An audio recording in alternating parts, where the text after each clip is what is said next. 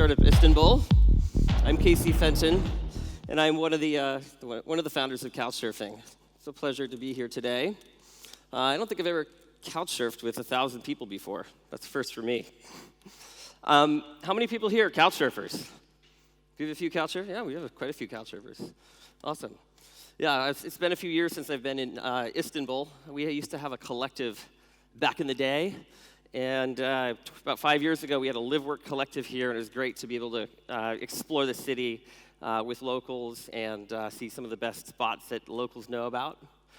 But the story of couchsurfing begins a long time ago. I would say, actually, how do I go to the next slide? How do I go to the next slide? That would be a good idea.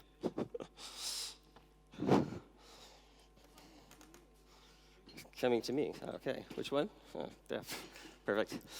The story of couchsurfing begins a long time ago. This is a small town of Brownfield, Maine, back where I grew up, north of Boston in New York a little ways. And in 10th grade, we started studying the classic philosophers, Hume, Descartes, Kant, and I started to wonder about free will. Do I have any? And will I live and die in the small town? Will I go out and see the world? I wondered. And so I started thinking about this, and I started thinking, well, how could I escape? How could I escape? And I put together kind of an idea in my mind that was like, if I could have these experiences, if I could have an intensity and a diversity, and many of them, many experiences, maybe something would happen. Like, I don't even know what I don't know, right? How do you figure out what you don't know, what you don't know? I had a problem. I needed a solution. So I started buying random plane tickets to everywhere. And in 1997, I got to Egypt, and I found myself with a local, and he brought me to see his family. And I was smoking hookah with the old guys and talking story, and there was a wedding going on in the house, and we started talking about climbing the pyramids. I was like, yeah, I want to climb the pyramids. Is that possible? Oh, no. Then we finally, after chatting for a while, he's like, well, we do know one local who might be able to help you. And then we have to meet in this dark alley later on, and let's see if we can give him a call, and maybe we can meet up. And so we did. It was like 4 a.m., and we met up, and this kid, he's like, yeah, my father's like captain of the guards, and, I've taken a few people up there, but, since I like you, and maybe we just see what happens. So we hiked up onto the plateau, and we kind of, make a long story short, we kind of started talking to some of the people there. And then the kid's like, just go ahead, run. Just go. Start running. Start climbing the pyramid. I was like, what? This is crazy. I mean, I know that I'm hanging out with locals, and I know I do want to have a cool experience, but this is, I don't even know what to say. So I started running, and then me and my friend, we started climbing and climbing and climbing, and got all the way to the top, and looked out over the desert and over the city, and thought, wow, this is incredible. How would I be here? I was just 19 years old at the time. And went back down, and a bunch of other stuff happened. and then many other amazing experiences in Egypt with locals. And I started to think, wow, couchsurfing needs to happen. Some way that I can have a backstage pass to the world and hang out with locals. I'm going to learn the most about myself and about the world. But I couldn't quite figure out, how does this need to work? It wasn't until a few years later that I went to this Burning Man festival in the desert randomly.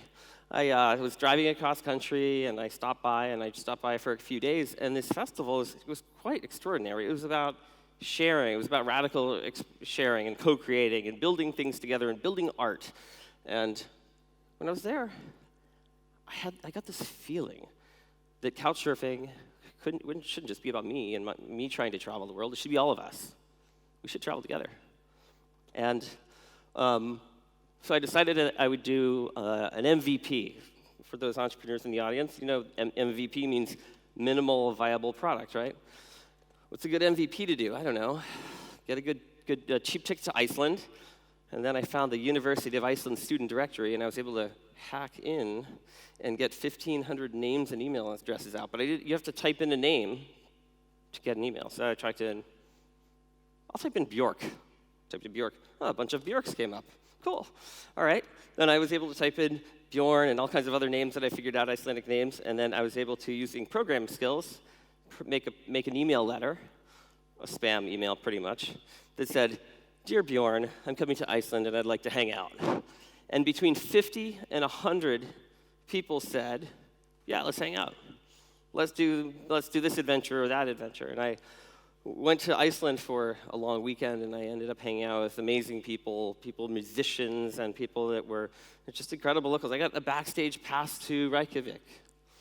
And I thought, leaving there, this is how I need to travel every time. So that was the genesis of Couchsurfing. As I started programming it, I started building it, and then I was living in Alaska and building it, and then I launched it, and then 6,000 people signed up the first year, and then 50,000 people, and 100,000 people, and all of a sudden we had 1 million people before I knew it. People are planting flags on the base camp of Mount Everest for Couchsurfing, and I learned so much. They were just incredible learning experience, trying to program it, scale it. But one of the biggest problems I had is how do you get people to work together? How can you get a whole bunch of people to work on a project that everybody believes in? It's really hard as an entrepreneur. It's hard enough to inspire one other co-founder, but how do you inspire a whole team? And especially, we were a nonprofit, so we had our own challenges. We didn't have a lot of cash to be able to pay. So we created these things called live-work collectives. We made 14 of these around the world, and I spoke about one of them that was here in Istanbul earlier, and where we bring together for 3 to 6 months volunteers from all over the world to contribute to the project. And it was beautiful. It was an incredible thing, but it created a lot of up and down in our abilities to get things done, right? So that was even a challenge. And then Couchsurfing was going greater than 1 million members. And we had all kinds of things we had to do to service and create this beautiful thing for people. And so we needed to try to make it bigger and to try to get a more sustainable solution. And at the same time that all of this is happening and we're trying to build this, I mentioned that we started as a nonprofit. Well, we've been trying to get a charity status, like it's a special, the highest level of nonprofit status in the United States. And the IRS, the tax commission, you'd say, the Internal Revenue Service, they said, Couchsurfing is not a charity. It's about, to the IRS, it looked like Couchsurfing was a way to save money, not about cultural exchange, right? I was like, oh my gosh. And they said, in fact, you're gonna have to convert. You can't be a nonprofit anymore. You have to be a regular company. And we're like, oh my God, this is like, talk about lemons. We're like, this is really difficult time, problems. This is a huge problem. What are we gonna do? Is Couchsurfing even going to survive? We didn't know. Lucky for us, there was this thing that just came out called a B Corp. B Corp is a benefit corp. It's kind of like halfway between a nonprofit and a for-profit. It can make money, but it can serve multiple purposes, right? So we said, okay, great. We tried to convert, but we needed. Here's the tricky thing. That was really hard. Was we needed $1 million to convert, but we couldn't use our own money. We had to get money from somewhere else. So we went to Silicon Valley. And we said, help, Silicon Valley, we need help. We need to convert, and we want Couchsurfing to live. We want Couchsurfing to be here forever. We want Couchsurfing to be making this amazing thing that it is, the backstage pass to the world.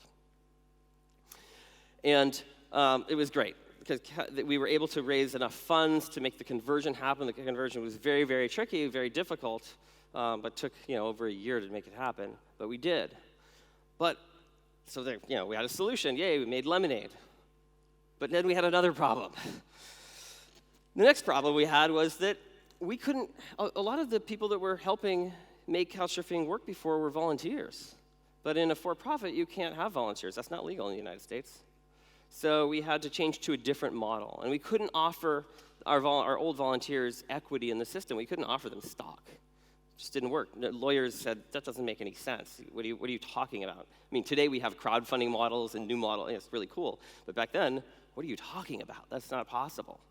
So we said, okay, well, I guess at least we can inspire some new people coming in here. We're going to pay Silicon Valley salaries. The average person there, a developer, might be $100,000 US.